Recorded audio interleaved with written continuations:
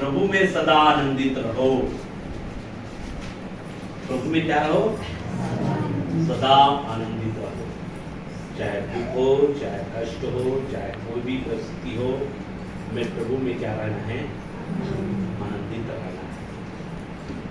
जब आप नाना प्रकार के कष्टों और दुखों में पड़ो या विषम परिस्थिति में पड़ो तो आनंद की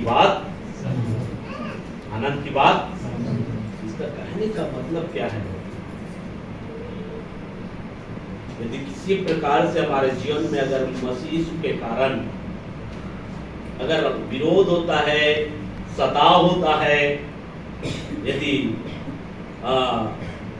हमें बंदीगिरी में डाल दिया जाता है या पंचायतों में सौंपा जाता है, कई प्रकार के हमें बोला जाता है, और ऐसा अगर हमारे जीवन में होता है तो आनंद की बात समझो। जब तुम क्लेश में पड़ते हो तो उसको आनंद की बात समझना है मेरे, क्योंकि मसीह के कारण, मसीह के दुखों में क्या हो रहे हो? तुम सहभागी हो रहे हो। हालेलुया। मसीह में एक बार फिर सारे परिवारों का मैं स्वागत करता हूं, और मसीह में सारे परिवारों को नमस्कार।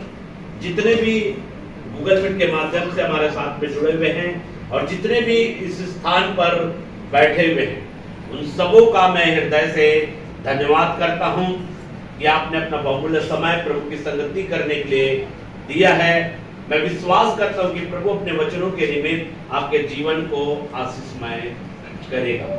आमीन। तो हम पिछले सप्ताह से सीखे थे, क्या सीखे थे? बीमारी आने के क्या कारण है?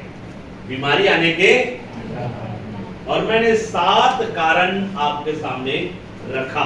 बीमारी आने के 7 कारण मैं आपको बताया। मेरे बीमारी आने के 7 कारण मैं आपके सामने रखा।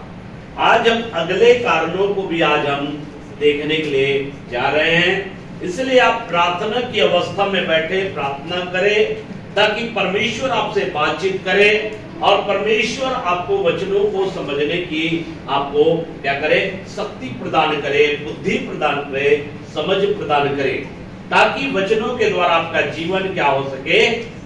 सही रीति से तैयार हो सके। और अगर वचन के द्वारा आपका जीवन सही रीति से तैयार होगा तो आप परमेश्वर की आशीषों को क्या करेंगे? पाएंगे।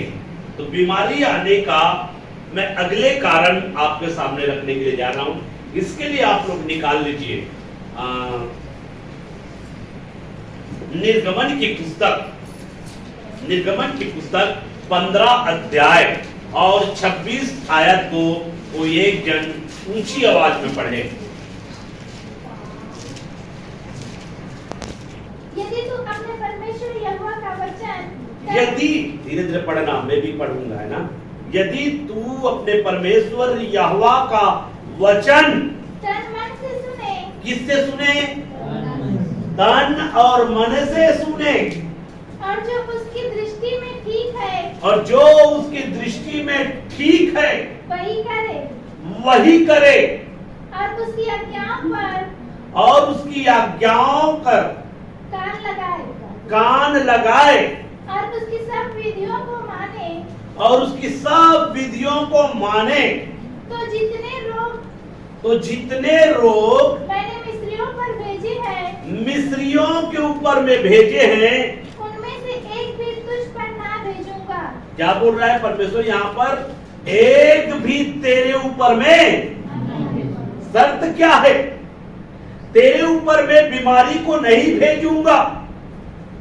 जितने रोग मैंने मिस्रियों के ऊपर में भेजा, उनकी मन की कठोरता के कारण, परमेश्वर से विरोध करने के कारण, परमेश्वर के विरोध में जाने के कारण, परमेश्वर की न सुनने के कारण से जितने भी बीमारी, जितने भी रोग को मैं मिस्रियों के ऊपर में भेजा है, उनमें से एक भी तेरे ऊपर में। शर्त क्या है? अगर वचन को तन मन से, वचन को तन मन से सुने, तो बीमारी आने का यहां पे मैं 4 कारण आपके सामने रखूंगा। 4 कारण। इस वचन के आधार पर 4 कारण मैं आपके सामने रख रहा हूं, आप कृपया उनको ध्यान पूर्वक सुने। प्रभु के वचन को तन मन से न सुनने के कारण, 8वां 7वां तक हो गया ना। प्रभु के वचन को तन मन से न सुनने के कारण, देखो कई बार क्या होता है, जब वचन का समय होता है तो वचन को हम ध्यान पूर्वक नहीं सुनते, तन मन से नहीं सुनते। कई लोग वचन को सुनने के समय क्या होते हैं, सो जाते हैं, आलस्य पड़ जाते हैं। जब वचन सुनने का समय आता है तो नींद आना उनको शुरू हो जाता है, और जिसके कारण से वचन को नहीं सुन पाता। इसलिए यहां पर लिखा है, तन मन से वचन को न सुनने के कारण क्या आता है, क्या आता है, बीमारी आता है। इसलिए मेरे प्रियो, अगर वचन को अगर तन मन से अगर आप नहीं सुनते हैं, यहां पर वचन सुनने के विषय में बोला जा रहा है ना। जब प्रभु का दास या मूसा या यहोशू जब वचन को सुनाएगा, किस वचन को, परमेश्वर के वचन को सुनाएगा, तो उनको तन मन से क्या करना है, सुनना है। अगर वचन को तन मन से नहीं सुनोगे तो क्या आएगा, जो रोग मैंने मिस्रियों के ऊपर भेजा है वो रोग तेरे ऊपर में भी। इससे कहने का मतलब यही है नहीं, है ना। जो रोग मैंने मिस्रियों के ऊपर में भेजा है वो तेरे ऊपर में भी। अगर वचन को तन मन से नहीं सुनोगे तो जो रोग मिस्रियों के ऊपर में भेजा है वो तेरे ऊपर में भी आएगा, वो तेरे ऊपर में भी आएगा। यहां पर अगर वचन को तन मन से सुनते हैं मेरे प्रियो, तो क्या होगा, वचन को तन मन से सुनने के कारण बीमारी को परमेश्वर जो है नहीं भेजेगा, और नहीं सुने होते। अब वचन, जब वचन चल रहा है, देखो ध्यान पूर्वक सुने, वचन चल रहा है, प्रभु का दास प्रचार कर रहा है, और प्रचार कर रहा है और व्यक्ति आराम से सो रहा है, तो क्या आएगा, आएगा कि नहीं आएगा। और बाद में कहता है, प्रभु मैं चर्च जाता हूं, हर संडे चर्च जाता हूं, मैं तेरे वचन के अनुसार से चलने की चौकसी कर रहा हूं, फिर भी मेरे जीवन में क्या गया, बीमारी आ गया। तब प्रभु कहेगा, मेरा दास जब वचन को सुना रहा था तब तू सो रहा था। मेरा दास वचन को सुना रहा था तब तू क्या कर रहा था, सो रहा था। मेरा दास जब वचन को सुना रहा था तब तुम्हारा मन जो है खेत में लगा हुआ था। कहां लगा हुआ था, खेत में।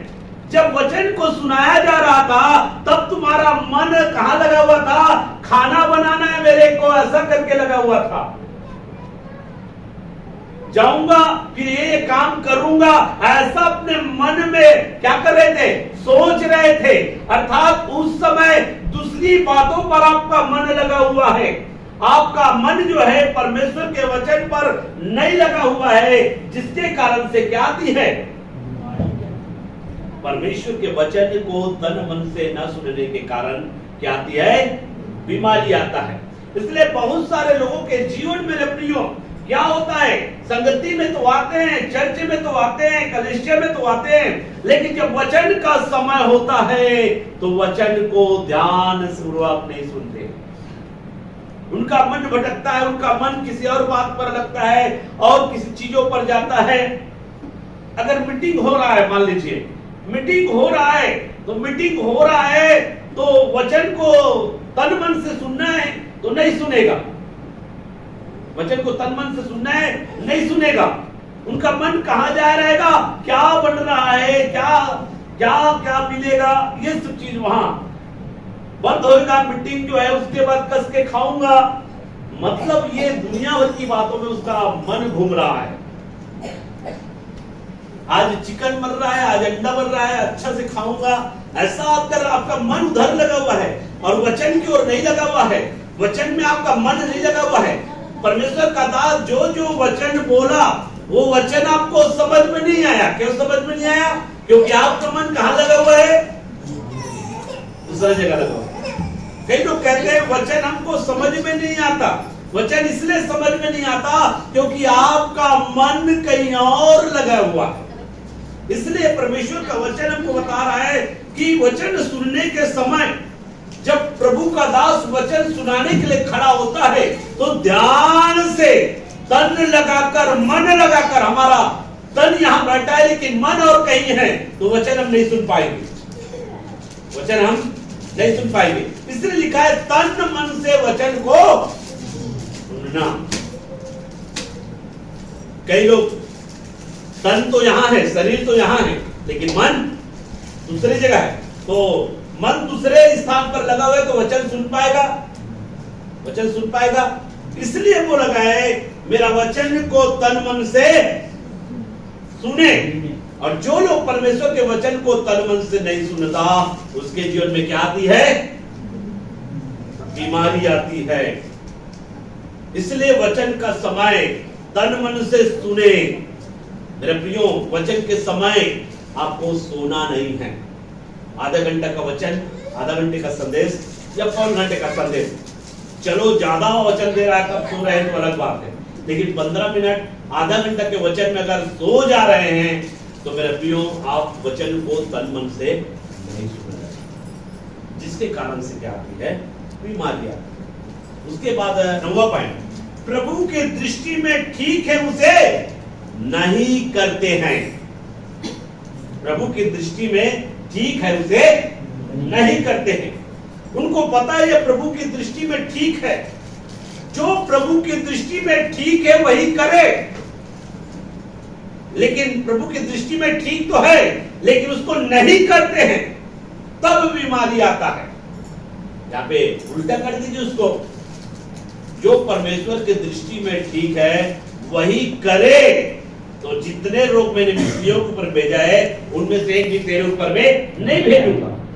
और जो प्रभु की दृष्टि में ठीक है ऐसा ना करे तो जितने रोग मिस्रियों के ऊपर भेजा है वो तेरे ऊपर भी भेजूंगा। इसलिए आप लोग लिख सकते हैं 9वां पॉइंट में, प्रभु की दृष्टि में ठीक है उसे ना करने के कारण। प्रभु की दृष्टि में जो ठीक है उसे ना करने के कारण आपको पता चल गया, हाँ ये ठीक है, प्रभु की दृष्टि में ऐसा हमको करना चाहिए, प्रभु की दृष्टि में हमको ऐसा चलना चाहिए, प्रभु की दृष्टि में हमको ये काम करना चाहिए, ये नहीं करना चाहिए, ये करना चाहिए। आपको पूरा पता होने के बाद में प्रभु की दृष्टि में ठीक है ऐसा ना करके जो प्रभु की दृष्टि में ठीक नहीं है ऐसा अगर करते हैं मेरे प्रियो तो बीमारी आपके जीवन में आएगी, बीमारी आपके जीवन में आएगी। इसलिए 9वां पॉइंट में लिख सकते हैं, प्रभु की दृष्टि में ठीक है उसे ना करने के कारण बीमारी क्यों आता है? प्रभु की दृष्टि में ठीक है उसे ना करने के कारण, उसे ना करने के कारण। और उसके बाद जो है 11वां पॉइंट में आपके सामने रखने जा रहा हूं। 11वां पॉइंट में 10वां पॉइंट है, प्रभु की आज्ञाओं पर ध्यान ना लगाने के कारण। प्रभु की जो आज्ञा जो दिया है अगर उस आज्ञा पर अगर आप ध्यान नहीं लगाते, आज भजन की पुस्तक मैंने पढ़ाया एक अध्याय में क्या लिखा हुआ है? राजा दाऊद क्या करता है? व्यवस्था की बातों पर रात और दिन क्या करता है? मतलब ध्यान लगाता है। जो परमेश्वर के द्वारा दिए गए आज्ञाओं पर ध्यान नहीं लगाता, ध्यान लगाओगे तो बीमारी नहीं आएगा, परमेश्वर बीमारी को नहीं भेजेगा। लेकिन अगर ध्यान नहीं लगाओगे तो परमेश्वर बीमारी को क्या करता है? भेजता है। इसलिए इस वचन में स्पष्टीकरण बता गया है, प्रभु की आज्ञाओं पर ध्यान ना लगाने के कारण बीमारी क्यों आता है? प्रभु की जो आज्ञा जो दिया गया है उस आज्ञा पर ध्यान ना लगाने के कारण। अगर प्रभु की आज्ञा पर आपका ध्यान नहीं रहेगा तो क्या होगा? आप उस आज्ञा में खरा नहीं उतर पाएंगे। जो प्रभु की आज्ञाओं पर ध्यान लगाएगा मेरे प्रियो, वो उस आज्ञा के अनुसार से जीने पाएगा, उस आज्ञा के अनुसार से कार्य करने पाएगा। अगर आप प्रभु की आज्ञाओं पर ध्यान नहीं लगा रहे हैं तो आप परमेश्वर की आज्ञाओं में खरा नहीं उतर पाएंगे, और जब परमेश्वर की आज्ञाओं में खरा नहीं उतर पाएंगे तो बीमारी आएगा कि जाएगा? आएगा, मतलब परमेश्वर भेजेगा। अब इसको जस्ट विपरीत कीजिए, यहां पर लिखा है, वचन में क्या लिखा है? प्रभु की आज्ञाओं पर क्या करें? ध्यान लगाएं। प्रभु की आज्ञाओं पर ध्यान लगाएं। तो जितने रोग मैंने मिस्रियों के ऊपर में भेजा उनमें से एक भी तेरे ऊपर में, और ध्यान नहीं लगाओगे तो भेजेगा। अगर प्रभु की आज्ञाओं पर ध्यान नहीं लगाओगे तो परमेश्वर क्या करेगा? बीमारी को भेजेगा। ऐसे बहुत से कारण है व्यक्तियों बीमारी भेजने का, व्यक्ति के जीवन में समस्या आने का बहुत से कारण है व्यक्तियों। छोटी छोटी बातें हम नजरअंदाज करके चलते हैं, छोटी छोटी बातों को हम ध्यान नहीं देते हैं, जिसके कारण हम प्रार्थना तो करते हैं, चर्च तो आते हैं, संगति तो करते हैं, लेकिन फिर भी हम बीमारियों के शिकार हो जाते हैं। यही छोटी छोटी बातें हैं मेरे प्रियो, जिसको हम ध्यान न देने के कारण, प्रभु की बातों पर ध्यान न लगाने के कारण से बीमारी हमारे जीवन में आती है, बीमारी हमारे जीवन में आती है। उसके बाद में 11वां पॉइंट, प्रभु की सब विधियों को ना मानने के कारण। 11वां पॉइंट में क्या होगा? प्रभु की सब विधियों को न मानने के कारण। अब एक पुराने नियम की बातें हैं, लेकिन नया नियम में क्या हो जाएगा? प्रभु ने जो नियम दिया है, प्रभु ने जो आज्ञा दिया है, उसके आज्ञा और शिक्षा को आपको मानना है। अगर प्रभु ने आज्ञा दिया है और शिक्षा दिया है, उस आज्ञा और शिक्षा को अगर नहीं मानोगे तो क्या आएगा? आएगा बीमारी, आएगा कि नहीं आएगा? भेजेगा कि नहीं भेजेगा? अगर प्रभु ने जो आज्ञा और शिक्षा दिया है उसका अगर चौकसी के साथ पालन करोगे तो बीमारी आपके जीवन में नहीं आएगा। तो इस वचन से 4 कारण मिलता है मेरे प्रियो, बीमारी आने के 4 कारण इस वचन के द्वारा हमको मिलता है। आइए और भी